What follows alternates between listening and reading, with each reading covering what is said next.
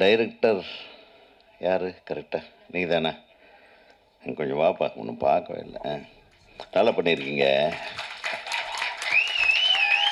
அதாவது யார்கிட்ட ஒர்க் பண்ணீங்க? சிம்புதேவன். ஓகே, சிம்புதேவன் சிறப்பான இயக்குனர் தான். ஓகே, ஒரு மிகச்சிறப்பான இயக்குனர் வந்து கிடச்சிருக்காரு. நீங்கள் இந்த படத்தின் வெற்றியை வச்சு நான் சொல்லலை, எடுத்துக்கிட்ட ஒரு விஷயத்தை எவ்வளோ அழகாக நேர்த்தியாக சொல்லணுமோ அந்த மேக்கிங் ஸ்டைல், அதை பார்த்தா ஒரு 4 ஷாட்டு பார்த்தாவே இந்த டைரக்டராக தேறிடுவான், இல்லைன்னா தேர மாட்டான்னு நான் சொல்லிவிடுவேன். ஸோ நீங்கள் ஃபஸ்ட் கிளாஸ் வாங்க, வாழ்த்துக்கள். அதுக்கப்புறம் music director, you have done a wonderful job. உண்மையிலுமே ஒரு 15-20 வருஷத்துக்கு முன்னாடி கேட்குற அந்த மியூசிக்கோட இன்வால்மெண்ட் அந்த டியூன்ஸில் இருந்தது. அது நல்ல இயற்கையாகவே அந்த லிரிக்ஸ் நல்ல. தம்பி, நீ லிரிக் ரைட்டராகவே இருக்க வேண்டாம், பாடலாசிரியர்னு சொல்கிறவெல்லாம் பாட்டு எழுத முடியாது. எமோஷனை ஃபீல் பண்ணுறவன் கொடுக்குற வார்த்தைகள் தான் பாட்டாகணும். நான் அப்படி தான். வலது கண்ணு தானாக துடிச்சதுன்னா ஏதோ நடக்கும்னு பேச்சுன்னு எங்கள் அம்மா தான் சொல்லுவாங்க. டேய், வலது கண்ணு துடிக்குதுரா, நீ கொஞ்சம் இன்றைக்கி விளையாட போகாதேன்னு போவேன். எங்கேயாச்சும் முட்டியில் அடி வாங்கிட்டு வருவேன். இதெல்லாம் உண்மையா பொய்யா அதெல்லாம் கிடையாது. பட் அது நடக்கும் பாருங்களேன். ஸோ நம்ம எமோஷனலாக நம்ம வாழ்வியலில் நம்ம நடக்கிற விஷயங்களை உணர்ந்து அதை வெளிப்படுத்துகிற விதம் இருக்குது பாருங்கள், அதுக்கு சரிசமமாக ஒரு டியூன் கிடச்சிருக்கு. அந்த டியூனில் அந்த வார்த்தைகளை வெளிப்படுத்த முடியுது, உணர்வுகளை வெளிப்படுத்த முடியுதுன்றது தான் it's a combination of lyric writer and music director. So முதல்ல சொல்லுவாங்க, நிறைய இளையராஜா சார் கூட நமக்கு நிறைய சிங்கில், இளையராஜா கூட எல்லாருமே சிங்க் பண்ணிக்கலாம். பட் உணர்வுபூர்வமான விஷயங்களை சொல்லக்கூடியவங்க சீக்கிரம் சிங்க் ஆயிடுவாங்க. எழுத்து கூட்டி எழுதுறவனும் கவிதை எழுதிடலாம், கவிதைக்காக பாட்டு எழுதுறவனுங்களும் உண்டு. கதைக்காகவும் இந்த எமோஷனுக்காகவும் என்றைக்குமே நிரந்தரமாக இருக்கணுன்றதுக்காகவும் எழுதின கண்ணதாசன் மாதிரி பாட்டு எழுதுறவங்களும் உண்டு. ஸோ இது பாட்டு எழுதுறதுன்ற பெரிய பிரம்ம பிரயத்தனம் கிடையாது. நான் கவிஞன், நான் அப்பேற்பட்ட கவிஞன், இந்த மாதிரி லொல்லு பண்ணுறவங்களெல்லாம் ஏற்றுக்கவே வேண்டாம். நான் அதுக்காக தான் இந்த கவிஞர்கள் பின்னாடியே போகலை, நானே பாட்டு எழுத ஆரம்பித்தேன். ஏன்னா நம்ம உணர்வுகளை நம்மளை விட எவனும் நல்லா சொல்ல முடியாது. ஒரு டைரக்டரை விட ஒரு கவிஞன் பெரிய ஆளே கிடையாது, எப்பேற்பட்ட கவிஞனாக இருக்கட்டும். நான் சொல்கிற ஒரு சிச்சுவேஷனுக்கு நான் வேகமாக எழுதுகிற அளவுக்கு, நான் ஆழமாக எழுதுகிற அளவுக்கு அந்த கவிஞனால் எழுத முடியாதுன்றதை இன்றைக்கி வரையில் என்னுடைய படத்தின் பாடல்களின் வெற்றிக்கார். அது ஏன் இப்போ சொல்கிறேன்னா, என் தம்பி உசுப்பேத்தி விட்டான். நான் கவிஞன் என்று சொல்வதை விட யதார்த்தமான வாழ்விலே சொல்லக்கூடிய ஒரு சாதாரண வார்த்தையாளன், அவ்வளோ வேணால் சொல்லிக்கலாம். அந்த வார்த்தைகளுக்கு மெட்டு போட்ட பாட்டு.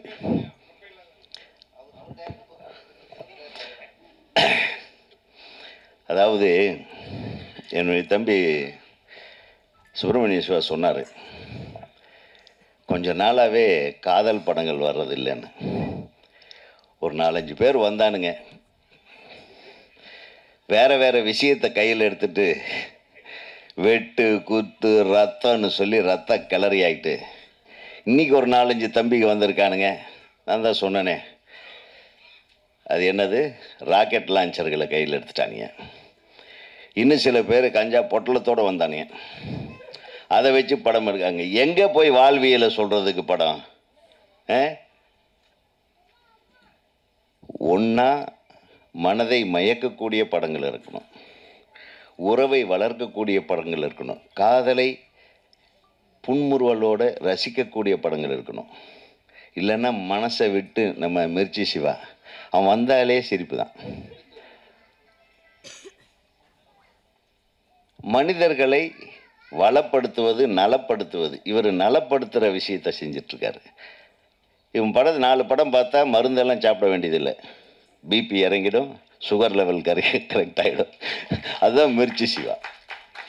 ஆனானப்பட்ட சீரியஸ் ஃபில்ம் மேக்கரையே காமெடி ஃபில்ம் மேக்கர் ஆக்குன ஒரே பெருமைக்குரிய நடிகன் நம்ம தம்பி ராம.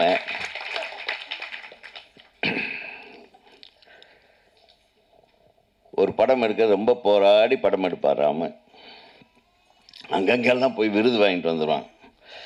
ஆனால் எங்கே ஓடுதுன்னு கேட்குன்னு, சார் அங்கே ஏதோ ஒரு தேட்டரில் ஓடுதுன்னு சொன்னாங்கன்னு அவரே சொல்லுவார்.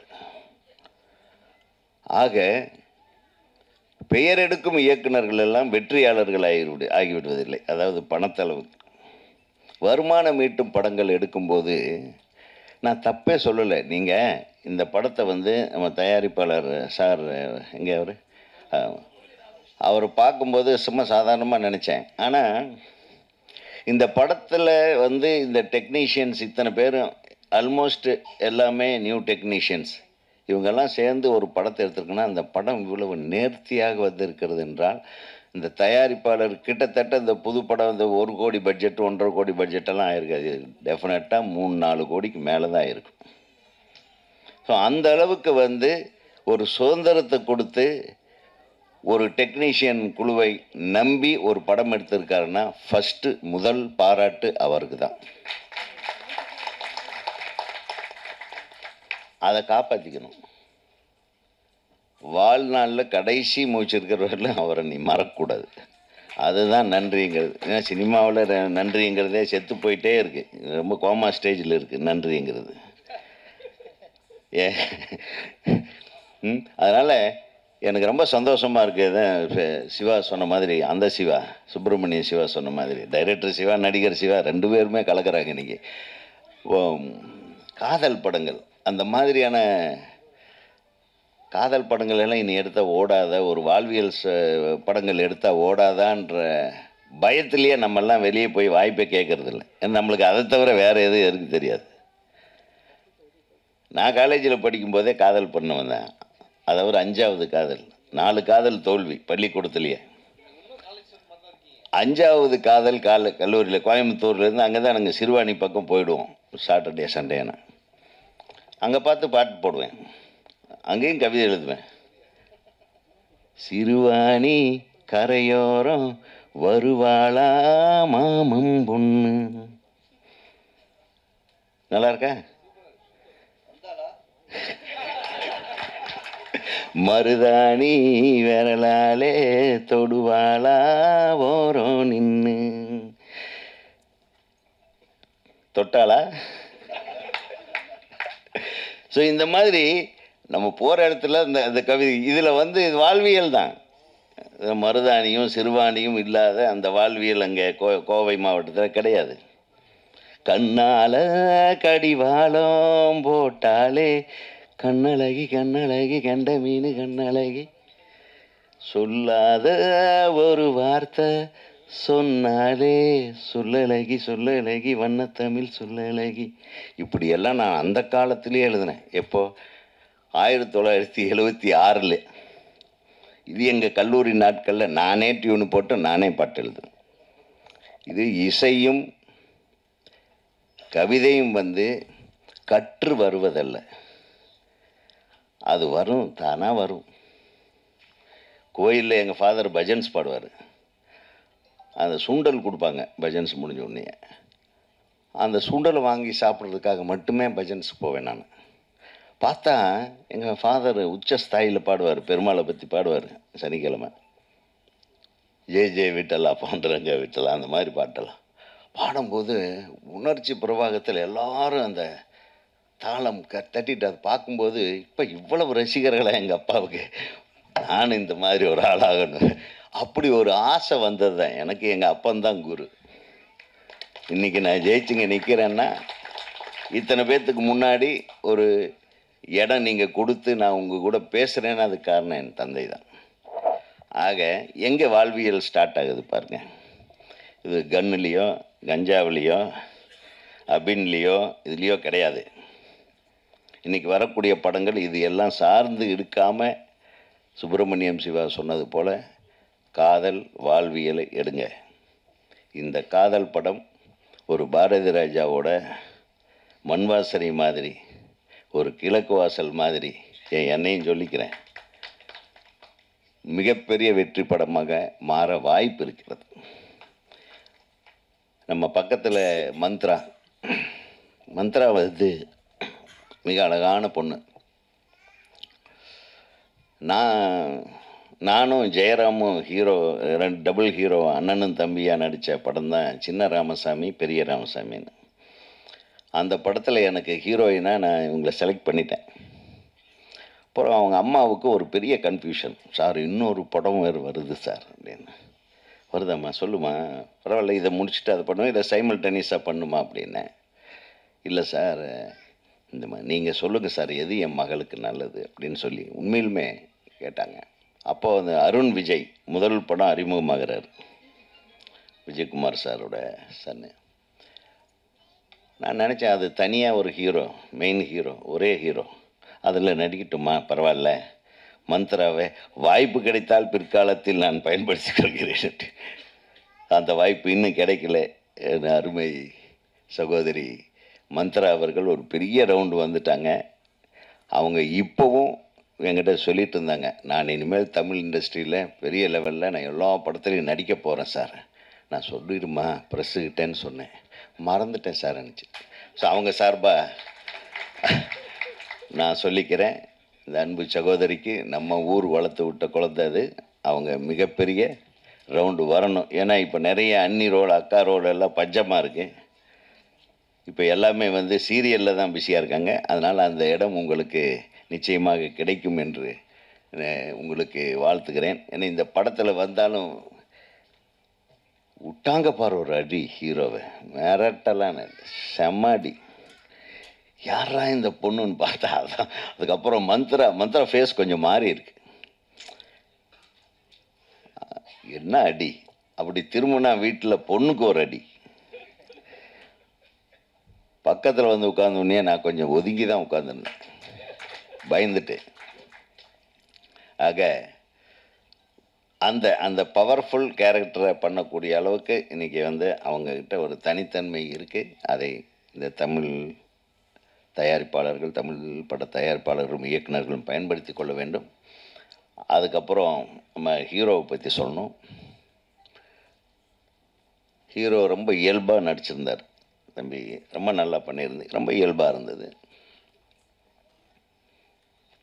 எல்லோரும் சொன்னாங்க, நீங்கள் லண்டனில் அங்கே இங்கெல்லாம் சுற்றிட்டுருக்கீங்களா, பிஸ்னஸ் பண்ணுறீங்களா? யூகேவா? ஓகே, வளர்ந்த ஊர் யூகே. யுவர் தமிழியன். ஸோ லண்டன்லேருந்து பிறந்து வளர்ந்து இங்கே வந்து தமிழ் படத்தில் தமிழர்களுடைய, அதாவது தமிழ் உணர்வு அவருக்கு இருக்கும், அவங்க நம்மளை விட ஜாஸ்தி இருக்கும் அவங்களுக்கு. ஆனால் ரொம்ப இயல்பான ஒரு முகம், ஒரு வில்லேஜுக்கு தகுந்த மாதிரி அந்த மண்வாசனை பாண்டியன் மாதிரி அந்த எக்ஸ்ப்ரெஷன் இருக்குது பாருங்கள். அது என்ன அழகான அந்த பொண்ணு, கொஞ்சம் பார்த்தா நம்ம சௌந்தர்யா மாதிரி இருக்குது ஃபேஸு. நிச்சயமாக நீ இந்த ஜோடி வந்து மிகப்பெரிய வெற்றி பெறும் ஜோடி என்பதை நான் வந்து இங்கே உறுதியாக சொல்லிக்கொள்ள ஆசைப்படுகிறேன். நான் அந்த அளவுக்கு இருந்தது. ஸோ இந்த படத்தில் எல்லாமே அமைஞ்சிருக்கு. சிவா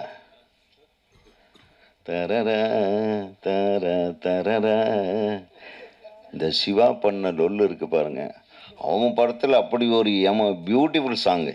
இப்போ ஃபுல் காமெடி பண்ணாலும் ஒரு பாட்டு மனசை மயக்கிட்டே இருக்குன்னா அந்த பாட்டு தான். அனிருத் தான் அதுக்கு காரணம். அந்த அனிருத் இப்போ வேறு மாதிரி போடுறாரு, பயங்கர அடிக்கிறாரு, தாங்க முடியாத அடியாக இருக்கு. ஆக ஒரு நல்ல இசையமைப்பாளர் இந்த படத்துக்கு கிடச்சிருக்காரு, ஒரு நல்ல தயாரிப்பு, நல்ல குழு, நல்ல எடிட்டர், நல்ல டான்ஸ் டைரக்டர். அவங்க வந்து அழகாக அவங்களே நடிக்கலாம் போல் இருக்கு.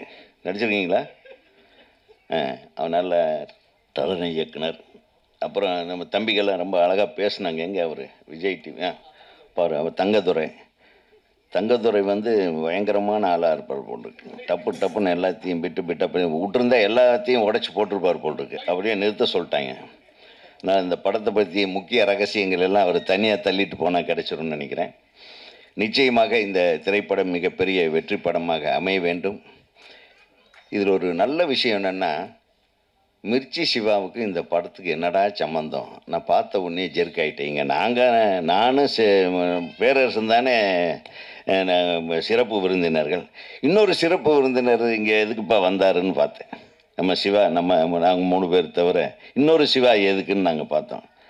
அதுதான் மிர்ச்சி சிவா, எதுக்கு வந்தீங்க, இங்கே என்ன வேலை அப்படின்னே கேட்டேன் நான் சிவா. ஏய் சரி, ஒரு அட்வான்ஸ் கொடுத்துருவோம், ஒன்றும் பிரச்சனை இல்லை, விடுங்க. அட்வான்ஸ் கொடுத்துட்டு போயிட்டே இருக்கும். ஆனால் நிச்சயமாக இந்த கம்பெனிக்கு சிவா நிச்சயமாக பண்ணுவார். ஏன்னா இந்த கம்பெனியுடைய தரம் தெரிகிறது, இந்த ட்ரெய்லர்லேயே தரம் தெரிகிறது. ஆனால் சிவா சொன்ன ஒரு விஷயம் எனக்கு ரொம்ப பிடிச்சது.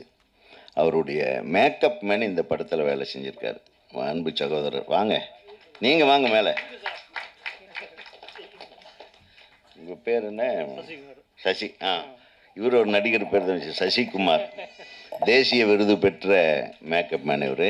அவருக்கு ஒரு நல்ல கைத்தட்டு. அதாவது இன்னைக்கு கூப்பிட்டா வருவாங்களான்றது சந்தேகம். நிறைய பெரிய பெரிய விழாக்களுக்கெல்லாம் எங்களையெல்லாம் கூப்பிடுறதே கிடையாது. நம்ம போனால் நம்மளை கண்டுக்குவாங்களான்றது எங்களுக்கு சந்தேகம். அதனால் நாங்கள் போகிறதில்லை. இந்த சின்ன படங்கள், புதிதாக படம் எடுக்கிறவங்க, அவங்க கூப்பிட்டா மட்டும் நாங்கள் ஓடி வந்துடுறது. ஏன்னா அவங்களுக்கு எங்களை விட்டால் வேறு ஆள் இல்லை, எங்களுக்கு அவங்கள விட்டால் வேறு ஆள் இல்லை. ஏதோ ஒரு மேடை எங்களுக்கு கிடைக்கிறது, நம்ம மனசில் இருக்கிறதில் கொட்டி தீர்க்கிறதுக்கு ஒரு இடம் கிடைக்கிறது என்பதற்காக. அந்த மாதிரி இல்லாமல் தன்னுடைய மேக்கப் மேன் இந்த படத்தில் வேலை செஞ்சுருக்காருன்ற இதுலேயும் அவர் கூப்பிட்ட ஒரு வார்த்தைக்காக இந்த ஒட்டுமொத்த குழுவையும் பாராட்ட வந்திருக்கிற நம்ம மிர்ச்சி சிவா அவர்களை எவ்வளவு பாராட்டினாலும் தகும். மிர்ச்சி சிவா அவர்கள் இந்த திரைப்படத்தை வாழ்த்த வந்திருப்பது என்டையர் சக்ஸஸ்ஃபுல் இண்டஸ்ட்ரியே வாழ்த்த வந்த மாதிரி. ஏன்னா இன்றைக்கி வந்த படங்கள் அவர் படம் தான் சக்ஸஸ்ஃபுல் நம்பர் 1 ஓடிட்டுருக்கு. பறந்து வா மகனே, பறந்து வா என்று கூறி வாழ்த்து கூறி விடைபெறுகிறேன். நன்றி.